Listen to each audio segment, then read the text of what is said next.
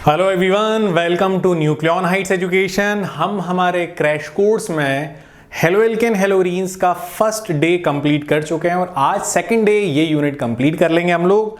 Last video में आप लोगों ने देखा होगा हमने कंप्लीट करा था टिल द एलिमिनेशन रिएक्शन और अब हम उसके आगे आते हैं reaction with metal.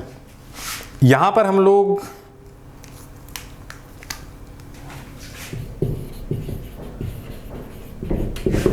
Reaction with metal, देखो यहां पर ये जो टॉपिक मैं स्टार्ट कर रहा हूं रिएक्शन विथ मेटल, हम लोग इतना जानते हैं कि आर होता है alkyl group, methyl ethyl propyl, और एआर होता है एरोमेटिक या एरीन। मतलब जहां पर भी एआर लगा दूं समझ लो वहां पे बेंजीन है, इतना ध्यान रखना। तो रिएक्शन विथ मेटल में सबसे पहले हम लोग देखते हैं, अगर हमारे पास कोई हेलोएल्केन है, हमने उसका रिएक्शन मैग्नीशियम मेटल से करा दिया इन प्रेजेंस ऑफ ड्राई ईथर, तो यहां बन जाएगा RMgX और इस RMgX को हम लोग बोलते हैं ग्रेगनार्ड रिएजेंट। और जहां पर RMgX बना है वहां पे मॉइस्चर नहीं होना चाहिए, ध्यान रखना। ड्राई ईथर है, अगर गलती से भी वहां पर मॉइस्चर आ गया, मॉइस्चर मतलब H2O, तो ग्रेगनार्ड रिएजेंट उस मॉइस्चर से रिएक्ट करेगा, MgXOH को निकाल देगा, बन जाएगा MgXOH, और यहां पे R इस H के साथ जुड़ जाएगा, बन जाएगा RH, और इसे हम लोग बोलते हैं अल्केन। सिंपली अल्केन बन जाएगा, हाइड्रोकार्बन बन जाएगा। सेकंड रिएक्शन, अगर हमारे पास सेम हेलोएल्केन है और हमने इसका रिएक्शन करा दिया सोडियम मेटल के साथ, कुछ सुना सुना सा, पढ़ा पढ़ा सा लग रहा है आप लोगों को, बिल्कुल हाइड्रोकार्बन में पढ़ाया है, तो ये रिएक्शन कहलाता है वुड्स रिएक्शन। अगेन यहां पर क्या लेते हैं हम लोग, ड्राई ईथर। सेम हेलोएल्केन अगर सोडियम मेटल से रिएक्ट करता है तो यहां पर सेम हेलोएल्केन, बार बार रिपीट कर रहा हूं, सेम हेलोएल्केन सोडियम मेटल से रिएक्ट करता है तो हायर एल्केन बनते हैं, प्लस यहां पर निकल जाएगा 2NX। वहीं पर अगर मैं, ये दोनों हेलोएल्केन है, सेम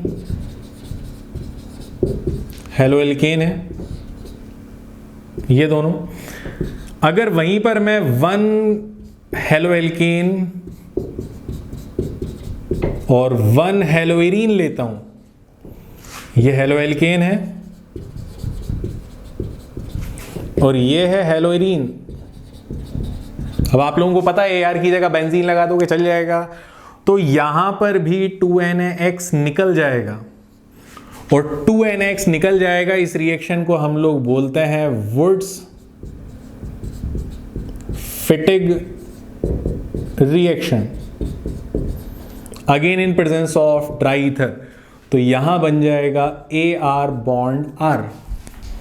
बेंजीन पर कोई एल्काइल ग्रुप आ जाएगा, अगर R की जगह CH3 लोगे तो टोलुइन बन जाएगा, C2H5 लोगे तो इथाइल बेंजीन, मिथाइल बेंजीन, इस तरह कोई भी एल्काइल डेरिवेटिव ऑफ बेंजीन बन जाएगा। तो लिख लेना चाहो तो alkyl derivative of benzene. Finally अगर मैं यहां पर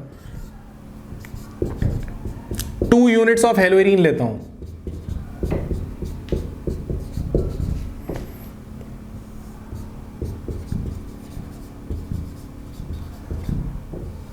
दोनों हेलोएरीन है, अगर हम 2 यूनिट्स ऑफ हेलोएरीन लेते हैं और रिएक्शन कराते हैं सोडियम के साथ, तो यहां पर बन जाएगा AR बॉन्ड AR, जिसे हम लोग बोलेंगे बाइफेनाइल,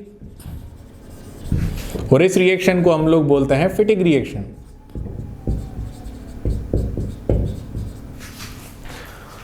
टोटल 4 रिएक्शन हो गए रिएक्शन विद मेटल में। अब इन 4 रिएक्शंस में मैं एक छोटा सा चेंज कर देता हूं, आप लोग पहले इतना नोट कर लो। ओके डन, चलिए तो इतना नोट कर लिया आप लोगों ने, मैं एक छोटा सा चेंज कर रहा हूं, और वो चेंज ये कर रहा हूं कि इनकेस अगर मैं सेम हेलोएल्केन का रिएक्शन करा दूं जिंक मेटल के साथ, तो भैया रिएक्शन में नाम बदल जाएगा। क्या नाम हो जाएगा इस रिएक्शन का, इसे हम बोलेंगे फ्रैंकलिन रिएक्शन, और फाइनली हायर एल्केन तो बनेगा, उसके साथ निकल जाएगा ZnX2। तो आप देखो मैंने कुछ नया काम नहीं करा है, बस सोडियम हटाया, जिंक रखा, सब कुछ सेम है और प्रोडक्ट भी सेम है, बस नाम चेंज हो गया, फ्रैंकलिन रिएक्शन। अब यहां पर एक और छोटा सा लेकिन बहुत स्पेशल रिएक्शन है, मैं इसे रब कर रहा हूं। ये सब चल रहा है रिएक्शन विद मेटल में, तो ये हो गया है 5th नंबर का।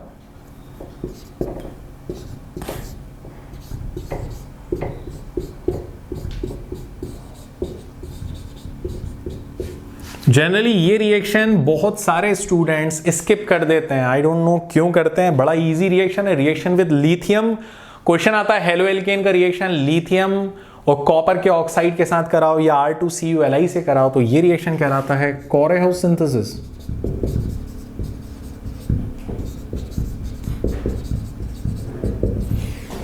यहां का R डैश यहां से सिंगल R लेगा, बना देगा R डैश R, ये बन गया एल्केन। फिर यहां का सिंगल R बचा जो है वो Cu के साथ निकलेगा, तो बन जाएगा CuR प्लस यहां बच रहा है लिथियम और यहां से बच रहा है X, तो ये निकल के बना देगा फाइनल प्रोडक्ट। इस तरह रिएक्शन विथ मेटल में ये कॉमन कैटेगरी है जो आपको करना है कवर, बहुत इंपॉर्टेंट है। और इतना ध्यान रखना, कभी भी वुड्स रिएक्शन या फ्रैंकलिन रिएक्शन में ऐसा एल्केन नहीं बनता जिसमें ऑड नंबर ऑफ कार्बन हो, हमेशा वही एल्केन बनता है एल्केन विथ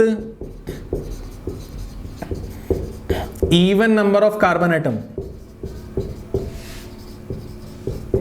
कभी ऑड वाला बनेगा ही नहीं, 1 कार्बन 3 5 7 9 इतने ऑड नंबर वाला ना तो वुड्स में बनता है ना फ्रैंकलिन में बनता है, आप इसे जल्दी नोट करो। अब हम आते हैं हमारे इस यूनिट के नेक्स्ट सेगमेंट पर। बड़ा इंपॉर्टेंट सेगमेंट है जिसमें केमिकल रिएक्शंस पढ़ना है, सिर्फ हेलोइरीन्स का। 1 बाय 1 मैं आपको डिस्कस कर रहा हूं, बहुत इंपॉर्टेंट कॉन्सेप्ट है, समझ लेना। सबसे पहले हेलोइरीन के रिएक्शंस को 2 कैटेगरी में डिवाइड करा गया है। पहली कैटेगरी है nucleophilic substitution reaction. Nucleophilic substitution reaction में हेलोइरीन का हेलोजन किसी दूसरे ग्रुप से रिप्लेस होगा, तभी न्यूक्लियोफिलिक होगा। लेकिन हेलोइरीन न्यूक्लियोफिलिक सब्स्टिट्यूशन नहीं शो करता, बहुत मुश्किल से शो करता है। तो ये शो करता है ओनली एट हाई टेम्परेचर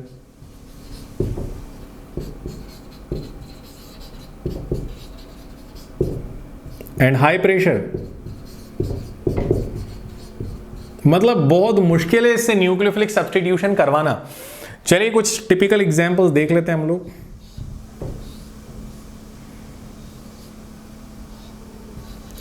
अच्छा, ये न्यूक्लियोफिलिक सब्स्टिट्यूशन क्यों डिफिकल्टी से शो करता है, इसका रीजन है, आप नोट कर लेना, जरूरत पड़ेगी उसकी। रेजोनेंस की वजह से हेलोजन और बेंजीन के कार्बन के बीच डबल बॉन्ड आ जाता है, पार्शियल डबल बॉन्ड, जिसकी वजह से इनकी हेलोजन का निकलना मुश्किल है, रिएक्टिविटी कम हो जाती है। पहला रीजन रेजोनेंस की वजह से कार्बन बेंजीन के कार्बन और इस हेलोजन के बीच आ जाता है पार्शियल डबल बॉन्ड, और डबल बॉन्ड आने से रिएक्टिविटी कम हो जाएगी। दूसरा रीजन, हेलोजन जिस कार्बन से जुड़ा है ये कार्बन sp2 हाइब्रिडाइज है, और हमने पहले दिन इस चैप्टर के पढ़ा था कि अगर हेलोजन sp2 हाइब्रिडाइज कार्बन से जुड़ेगा रिएक्टिविटी कम होगी, sp3 से जुड़ेगा रिएक्टिविटी ज्यादा होगी। तो ये 2 रीजंस हैं। चलो हम लोग देख लेते हैं। यहां पे ध्यान रहे, जो भी रिएक्शन मैं बताऊंगा वो सिर्फ हाई टेम्परेचर हाई प्रेशर पे ही होगा। पहला रिएक्शन ये है,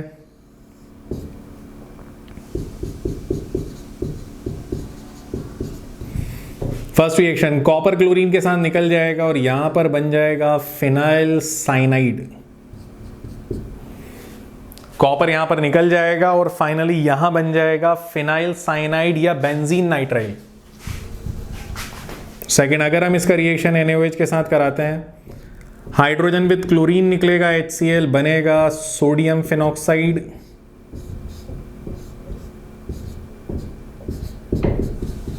फिनॉल मत बनाना, सोडियम फिनॉक्साइड। फिर फाइनली एसिडिफिकेशन करोगे तब जाकर ये सोडियम इस क्लोरीन के साथ निकलेगा, H चला जाएगा सोडियम की जगह और ये बनेगा फिनॉल। खैर बात बस इतनी सी है कि तुम्हें याद कर लेना है कि हेलोइरीन लीस्ट रिएक्टिव होते हैं टुवर्ड्स न्यूक्लियोफिलिक सब्स्टिट्यूशन। अब आती है यहां पर बड़ी कैटेगरी जिस पे हमें ज्यादा फोकस करना है,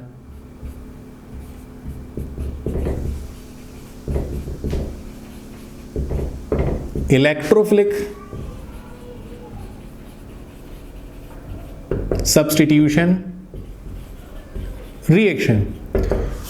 तो इलेक्ट्रोफिलिक सब्स्टिट्यूशन रिएक्शन में हमने हमेशा से सीखा है कुछ नया काम नहीं करना, हमें बस इतना करना है कि ये बेंजीन है, बेंजीन पर अगर कोई ग्रुप प्रेजेंट है तो उस ग्रुप को डिस्टर्ब मत करो, उसको अपनी जगह बैठे रहने दो, बस बेंजीन के किसी हाइड्रोजन को निकालो, हाइड्रोजन की जगह कोई ग्रुप ले आओ, दैट्स इट। इसे कहते हैं इलेक्ट्रोफिलिक। तो बेंजीन से हाइड्रोजन निकल के कोई ग्रुप आना तो ये तो इजी है, तो इलेक्ट्रोफिलिक सब्स्टिट्यूशन इजीली शो करते हैं।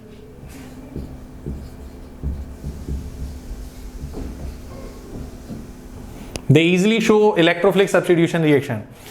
अब इलेक्ट्रोफिलिक सब्स्टिट्यूशन में क्या क्या आ सकता है तो मैं आपको बता रहा हूं वन बाय वन।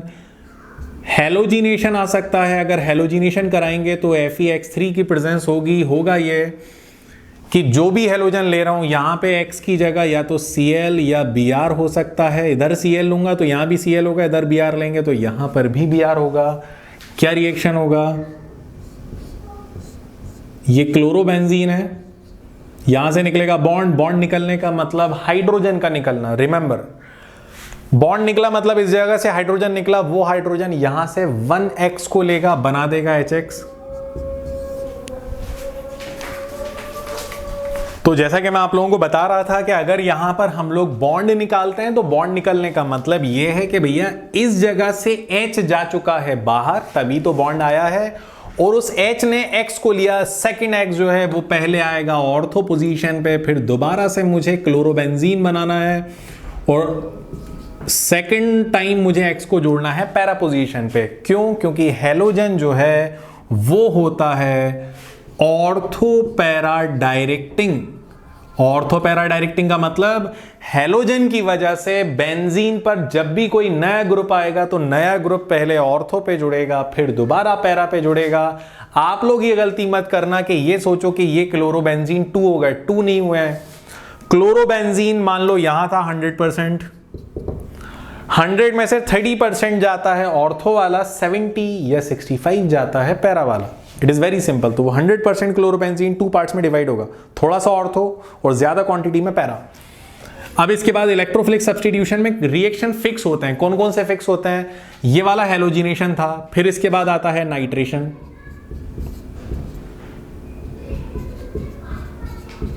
क्या मैं नाइट्रेशन में HNO3 को ऐसे लिख सकता हूं HONO2? बिल्कुल लिख सकते हैं हम लोग। ये हमारे पास क्लोरोबेंजीन है, क्लोरोबेंजीन निकालेगा बॉन्ड, बॉन्ड निकलने का मतलब बॉन्ड निकलने का मतलब हाइड्रोजन का निकलना, वो हाइड्रोजन OH को लेगा, बना देगा H2O। बच रहा है NO2, तो ये NO2 पहले जाएगा ऑर्थो पे, फिर दोबारा ये NO2 जाएगा पैरा पर। क्यों ऑर्थो पैरा पे घूम रहा है? क्योंकि यहां पे क्लोरीन या हेलोजन है OP डायरेक्टिंग। चलिए इसके बाद आते हैं फ्रीडल क्राफ्ट एल्काइलेशन।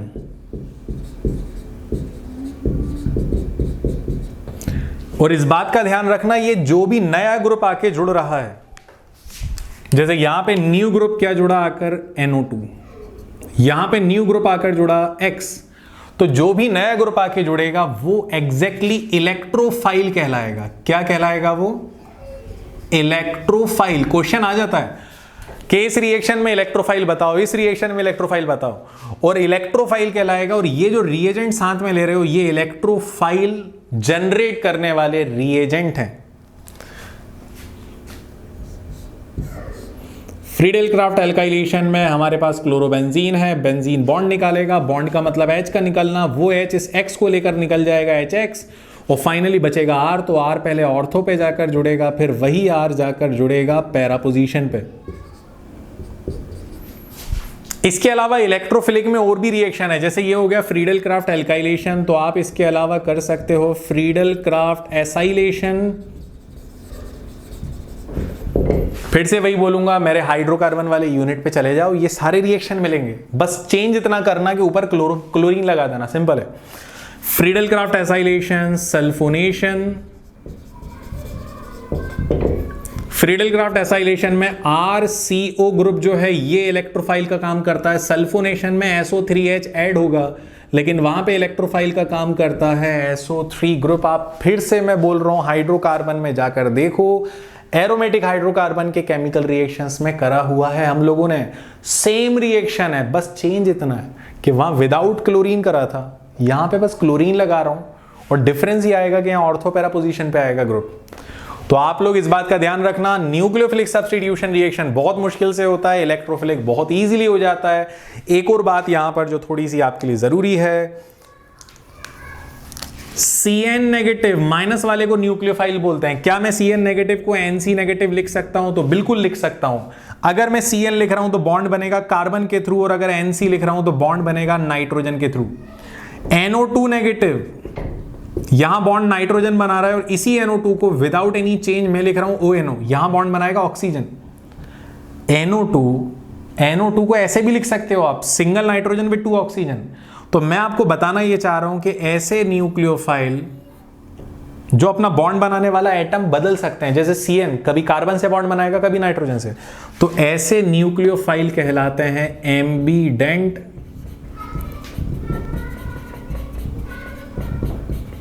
न्यूक्लियोफाइल। ये याद कर लेना, बहुत इंपॉर्टेंट है। यहां पर हमारी केमिकल प्रॉपर्टीज कंप्लीट होती हैं। अब हम आते हैं पॉलीहेलोजन कंपाउंड में, जिसमें सबसे इंपॉर्टेंट कंपाउंड है आयोडोफॉर्म, लेकिन उससे पहले पढ़ना पड़ेगा क्लोरोफॉर्म, फिर हम आते हैं आयोडोफॉर्म पे। दोनों बहुत इंपॉर्टेंट है, आप लोग देख लो क्या करना है और कैसे बनता है। सबसे पहले हम लोग बात करते हैं यहां पर क्लोरोफॉर्म कंपाउंड को देखते हैं। फॉर्मूला है CHCl3। एग्जैक्टली क्लोरोफॉर्म बनता कब और कैसे है, तो देखो, हम क्लास 12 के लिए नहीं पढ़ रहे हैं, हम पढ़ रहे हैं कंपटीशन के लिए, तो उसी हिसाब से हमें पढ़ना पड़ेगा। अगर क्लोरोफॉर्म या ट्राइक्लोरोमीथेन बनाना है तो आपके पास होना चाहिए या तो एसीटोन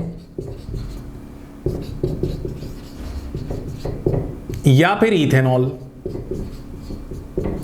एसीटोन या इथेनॉल में से कोई भी एक केमिकल कंपाउंड लो और उसको रिएक्ट करा दो कैल्शियम हाइड्रोक्साइड और क्लोरीन के मिक्सचर के साथ। कैल्शियम हाइड्रोक्साइड और क्लोरीन के मिक्सचर के अलावा जब ये दोनों रिएक्ट करते हैं तो ये देते हैं ब्लीचिंग पाउडर। अगर ब्लीचिंग पाउडर से इन दोनों में से किसी एक का रिएक्शन करा दिया, या फिर इन दोनों में से किसी एक का रिएक्शन इस मिक्सचर से करा दिया, तो इन दी एंड हम लोगों को मिलेगा क्लोरोफॉर्म। यहां मिल जाएगा क्लोरोफॉर्म। क्लोरोफॉर्म एक थिक लिक्विड होता है, फ्रूट लाइक स्मेल होती है। अगर इसके वेपर्स इनहेल कर लेते हैं तो अनकॉन्शियस हो जाते हैं। अनकॉन्शियस करने के अलावा भी इसके काम है, जैसे ये बायोलॉजिकल स्पेसिमेन को स्टोर करने के भी काम आता है। अब क्लोरोफॉर्म से रिलेटेड कुछ केमिकल रिएक्शंस जिस पे क्वेश्चन बनता है, तो देख लेते हैं हम लोग। क्लोरोफॉर्म, अगर क्लोरोफॉर्म को एयर या सनलाइट में रख दिया जाए तो भैया इसका ऑक्सीडेशन हो जाएगा। क्या हो जाना है इसका? ऑक्सीडेशन। और ऑक्सीडेशन पर ये दे देगा एक पॉइजनस गैस जिसका नाम है फॉस्जीन। क्या बना देगा? फॉस्जीन। फॉस्जीन को हम लोग कार्बोनाइल क्लोराइड भी कहते हैं। इसी क्लोरोफॉर्म को अगर कंसंट्रेटेड नाइट्रिक एसिड के साथ रिएक्ट करा दिया गया तो ये दे देगा नाइट्रोक्लोरोफॉर्म। क्लोरोपिक्रिन या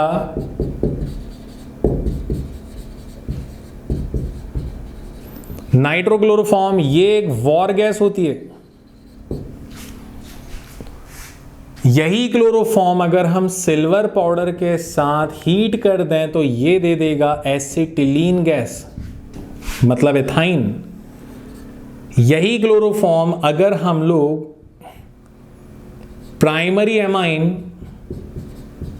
और KOH के साथ अगर मिक्स कर दें तो ये बना देगा RNC, दैट इज आइसोसाइनाइड, या कार्बाइलामाइन। इसे बोलते हैं कार्बाइलामाइन रिएक्शन। आप लोग नोट कर लेना, फर्स्ट रिएक्शन कहलाता है ऑक्सीडेशन, सेकंड कहलाता है नाइट्रेशन, थर्ड कहलाता है heating with silver powder, fourth कहलाता है कार्बाइलामाइन रिएक्शन। अगर यही क्लोरोफॉर्म हम लोग फिनॉल के साथ, फिनॉल और NaOH के मिक्सचर के साथ रिएक्ट करा दें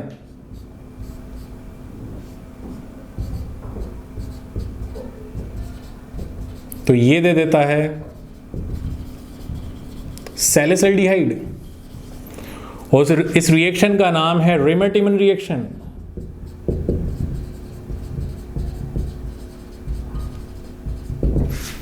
रिमर-टिमन का एक और पार्ट है जो मैं स्टार लगा के लिख रहा हूं, विदाउट क्लोरोफॉर्म भी फिनॉल जो है क्लोरोफॉर्म की जगह वो CCl4 और NaOH से रिएक्ट करके भी रिमर-टिमन रिएक्शन शो कर देता है, लेकिन इस जगह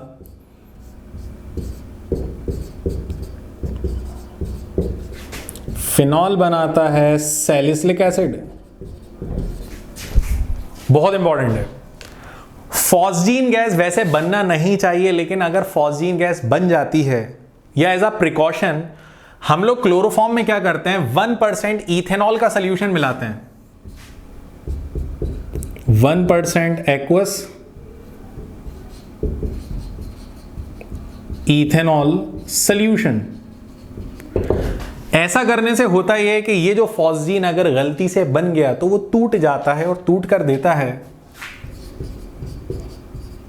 इथाइल कार्बोनेट, ये दे देता है इथाइल कार्बोनेट। तो आप ध्यान रखना क्लोरोफॉर्म में एज अ प्रिकॉशन क्या मिलाकर रखते हैं, तो क्या मिलाकर रखते हैं 1% aqueous solution of ethanol.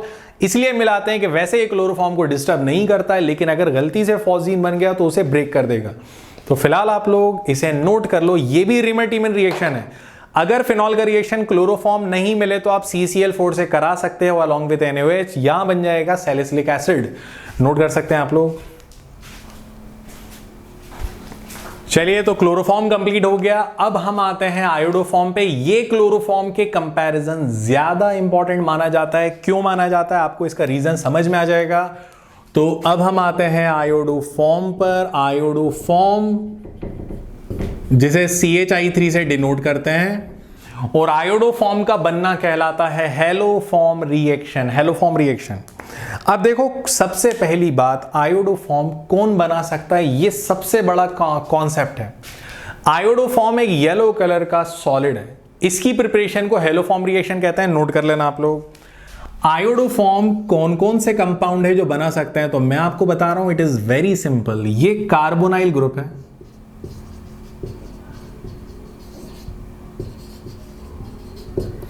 Carbonyl group से अगर कार्बोनाइल ग्रुप को CO ऐसे लिख दो या ऐसे लिख दो, यार एक ही बात है, कोई फर्क नहीं पड़ता। अगर कार्बोनाइल के 2 बॉन्ड जो होते हैं उनमें से 2 में से एक बॉन्ड पर डायरेक्ट मिथाइल जो ग्रुप जुड़ा है या दोनों पे मिथाइल है, तो ऐसे कंपाउंड जब I2 और NaOH के मिक्सचर के साथ रिएक्ट करते हैं तो ऐसे कंपाउंड बना देते हैं आयोडोफॉर्म। क्या बना देते हैं ये? Iodoform, that is yellow PPT। अब ये कौन कौन से कंपाउंड है, तो देखो, क्या ये एसीटोन आयोडोफॉर्म बना सकता है? बिल्कुल ये आयोडोफॉर्म बना सकता है, क्योंकि कार्बोनाइल से डायरेक्ट मिथाइल है। दोनों बॉन्ड पे मिथाइल हो या एटलीस्ट एक बॉन्ड पर मिथाइल हो। क्या C से CH3 CH2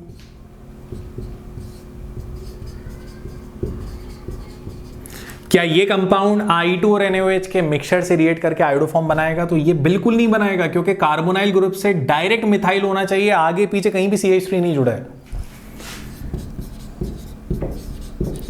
क्या ये कंपाउंड आयोडोफॉर्म बनाएगा CH3 CHO? यस, बिल्कुल बनाएगा। कैसे बनाएगा आप देख सकते हो, CH3 CHO ऐसे लिखते हैं। क्या कार्बोनाइल से डायरेक्ट मिथाइल ग्रुप जुड़ा है? तो बिल्कुल जुड़ा है, ये कंपाउंड भी आयोडोफॉर्म बनाएगा।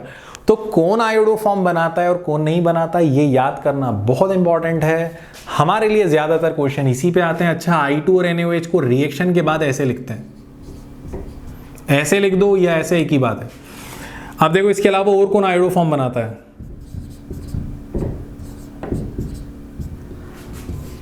क्या ये अल्कोहल है? OH से जुड़ा हुआ कार्बन कहलाएगा अल्फा कार्बन। अगर अल्फा कार्बन से डायरेक्ट मिथाइल ग्रुप जुड़ा है, अगर अल्फा कार्बन से डायरेक्ट 1 और 2 मिथाइल ग्रुप जुड़े हैं, तो ऐसे कंपाउंड या ऐसे अल्कोहल भी I2 और NaOH के साथ रिएक्शन करेंगे और ये बना देंगे आयोडोफॉर्म, दैट इज CH3। ऐसे कौन कौन से कंपाउंड हैं? CH3, CH2OH। OH से जुड़ा हुआ कार्बन अल्फा, क्या अल्फा से डायरेक्ट मिथाइल ग्रुप जुड़ा है? तो बिल्कुल जुड़ा है, ये आयोडोफॉर्म बना देगा।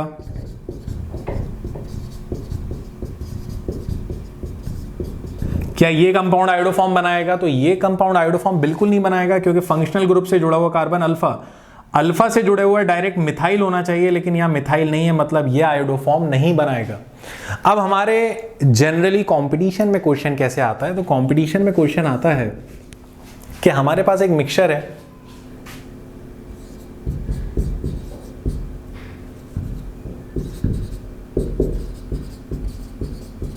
To pentanone and 3 pentanone.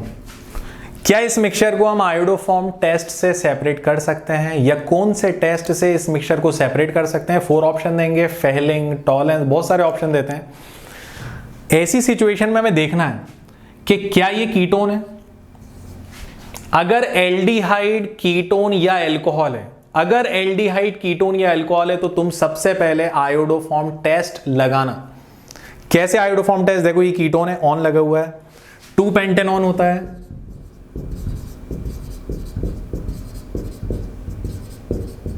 ये कंपाउंड 2 पेंटेनॉन है। 3 पेंटेनॉन क्या होता है? ये 2 पेंटेनॉन है, 3 पेंटेनॉन है। अब चेक करके बताओ क्या दोनों में से कोई एक भी आयोडोफॉर्म बना रहा है? बिल्कुल, फर्स्ट वाला कंपाउंड आयोडोफॉर्म बनाएगा। अगर मैं इसका रिएक्शन कराता हूं I2 और NaOH से, ये आयोडोफॉर्म बना देगा।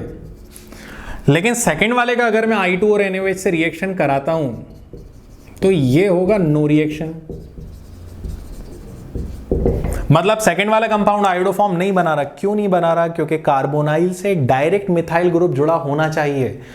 कार्बोनाइल से डायरेक्ट मिथाइल फर्स्ट वाले में, लेकिन सेकंड वाले में नहीं है। इट मींस आयोडोफॉर्म एक बना रहा है और दूसरा नहीं बना रहा। इसका मतलब कौन सा टेस्ट हम लगाएंगे दोनों को सेपरेट करने के लिए? आयोडोफॉर्म टेस्ट, क्योंकि एक आयोडोफॉर्म बना रहा है और दूसरा आयोडोफॉर्म नहीं बना रहा। तो इस बात का ध्यान रखना, एल्कोहल, एल्डिहाइड या कीटोन पे जब भी किसी टेस्ट को लेके क्वेश्चन आए ना कि दो एल्कोहल, दो एल्डिहाइड, दो कीटोन दे दिए कि इनको सेपरेट कैसे करेंगे, तो तुम्हारा आंसर होना चाहिए आयोडोफॉर्म टेस्ट। फिर भी एक बार रफ साइड चेक कर लेना। तो ये कॉन्सेप्ट आप नोट कर लो, इस कॉन्सेप्ट को जल्दी से नोट करो, फिर हम आगे देखते हैं। ओके, तो स्टूडेंट्स अब आपको एक छोटा सा काम करना है। DDT, फ्रेऑन, क्लोरोफ्लोरोकार्बन जिसे कहते हैं फ्रेऑन को, सिंपल ये कंपाउंड है, इनका स्ट्रक्चर एक बार आप देख लेना। इसके अलावा कुछ नहीं देखना है। DDT का स्ट्रक्चर बहुत सिंपल है। फ्रेऑन क्या होता है? क्लोरोफ्लोरोकार्बन। इसके अलावा बेंजीन हेक्साक्लोराइड BHC, सिंपल है। तो ऐसे कंपाउंड के सिर्फ आपको स्ट्रक्चर देखना है। जनरली इन पे क्वेश्चन आता नहीं है, लेकिन फिर भी एक बार स्ट्रक्चर पता होना चाहिए हम लोगों को। यहां पर हमारा हेलोएल्केन हेलोइरिन्स यूनिट कंप्लीट होता है। नेक्स्ट वीडियो से हम स्टार्ट करेंगे हमारा न्यू चैप्टर ऑर्गेनिक केमिस्ट्री का। बीच में करेंगे practice. That's all for today and thank you very much.